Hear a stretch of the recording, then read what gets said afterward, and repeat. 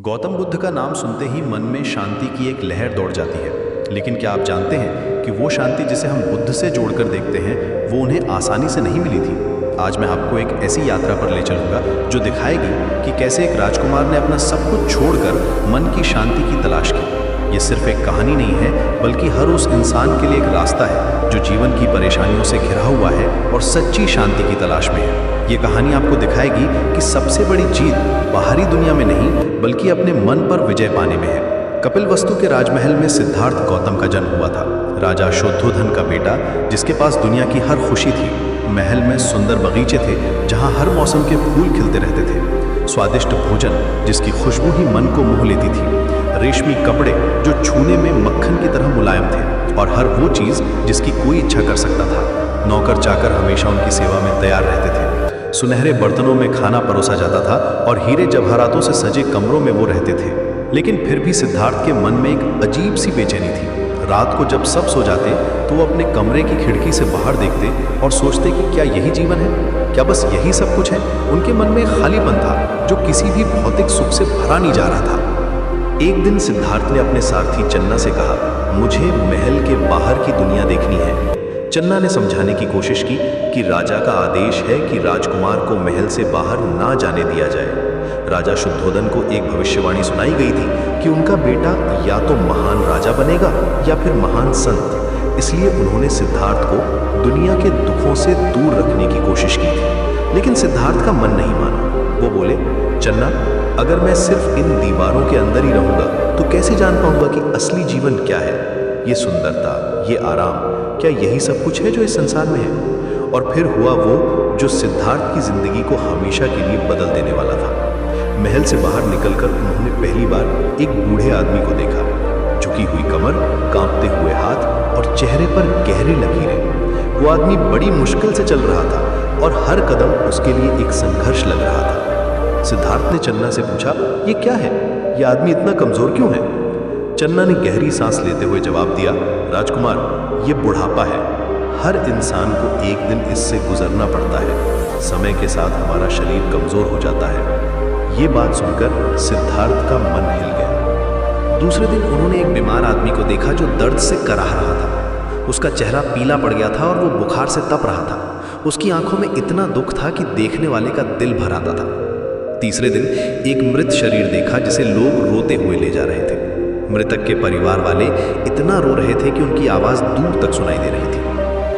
और चौथे दिन एक सन्यासी को देखा जिसके पास कुछ भी नहीं था, ना अच्छे कपड़े, ना स्वादिष्ट खाना, लेकिन उसके चेहरे पर अजीब सी शांति थी। उसकी आंखों में एक अलग ही चमक थी, जैसे उसने जीवन का कोई गहरा राज जान लिया। इन चार दृश्यों ने सिद्धार्थ के मन को हिला दिया। वो समझ गए कि जीवन में दुख अवश्यम भावी है, लेकिन उस सन्यासी के चेहरे की शांति ने उन्हें ये भी दिखाया कि इस दुख से मुक्ति संभव है। उस रात सिद्धार्थ ने एक कठिन फैसला लिया। वो अपनी पत्नी यशोधरा और नवजात बेटे राहुल को सोता हुआ छोड़कर महल से निकल गए। ये फैसला आसान नहीं था। जब वो अपने बेटे को देख रहे थे तो उनकी आंखों में आंसू आ गए। वो बेटे के मासूम चेहरे को देखते रहे और सोचते रहे कि कहीं वो गलत तो नहीं कर रहे। लेकिन वो जानते थे कि अगर वो सच्ची शांति नहीं पाएंगे तो न तो वो खुद खुश रह सकेंगे और न ही अपने परिवार को खुशी दे सकेंगे। उन्होंने सोचा कि पहले उन्हें खुद को समझना होगा, तभी वो दूसरों की मदद कर सकेंगे।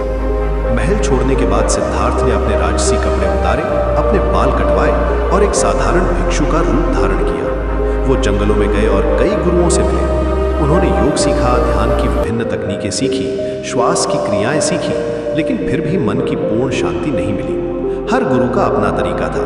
कोई कहता था कि शरीर को सताने से मोक्ष मिलता है, कोई कहता था कि सिर्फ मंत्र जाप से सब कुछ हो जाएगा। कुछ गुरुओं ने कहा कि शरीर को कष्ट देने से मोक्ष मिलता है। सिद्धार्थ ने 6 साल तक कठोर तपस्या की। वो दिनों तक भूखे रहते, कांटों पर सोते और अपने शरीर को तरह तरह की यातनाएं देते। उनका शरीर इतना कमजोर हो गया था कि हड्डियां दिखने लगी थी।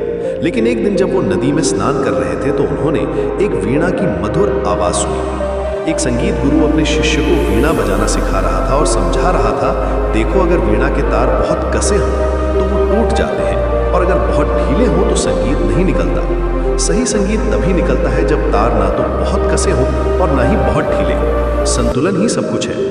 इस साधारण सी बात ने सिद्धार्थ को एक नई दिशा दी। उन्होंने समझा कि ना तो अत्यधिक भोग सही है और ना ही अत्यधिक त्याग। सच्चा रास्ता मध्यम मार्ग है। जीवन में संतुलन ही सबसे महत्वपूर्ण है। उसी दिन एक गांव की लड़की सुजाता ने उन्हें प्रेम से खीर खिलाई। 6 साल बाद पहली बार सिद्धार्थ ने पेट भर के खाना खाया। उनके शरीर में नई ऊर्जा आई, मन में स्पष्टता आई। उन्होंने फैसला किया कि अब वो एक पेड़ के नीचे बैठकर तब तक ध्यान करेंगे जब तक सच्चा ज्ञान नहीं मिल जाता। वो समझ गए थे कि ना तो भूखे रहने से कुछ होगा और ना ही ज्यादा खाने से। सही रास्ता बीच का है। बोधगया में एक विशाल पीपल के पेड़ के नीचे सिद्धार्थ ने ध्यान लगाया। ये कोई आसान रात नहीं थी। उनके मन में तरह तरह के विचार आए। कभी महल की याद आई, वो सुनहरे दिन जब वो राजकुमार थे। कभी पत्नी यशोधरा की मुस्कान याद आई, कभी बेटे राहुल की मासूम आवाज, कभी राजपाट की याद आई, वो सम्मान जो लोग उन्हें देते थे। मन ने कहा, वापस चलो, ये सब छोड़ो, तुम्हारे पास सब कुछ था, तुमने क्यों छोड़ दिया? लेकिन सिद्धार्थ डटे रहे। वो जानते थे कि ये मन का खेल है। उन्होंने अपने मन से कहा, मैं तब तक यहां से नहीं हिलूंगा जब तक सच्चाई का पता नहीं चल जाता। मुझे जानना है कि दुख क्यों है और इससे छुटकारा कैसे पाया जा सकता है। रात के अंतिम पहर में जब सुबह का तारा चमका तो सिद्धार्थ को ज्ञान प्राप्त हुआ।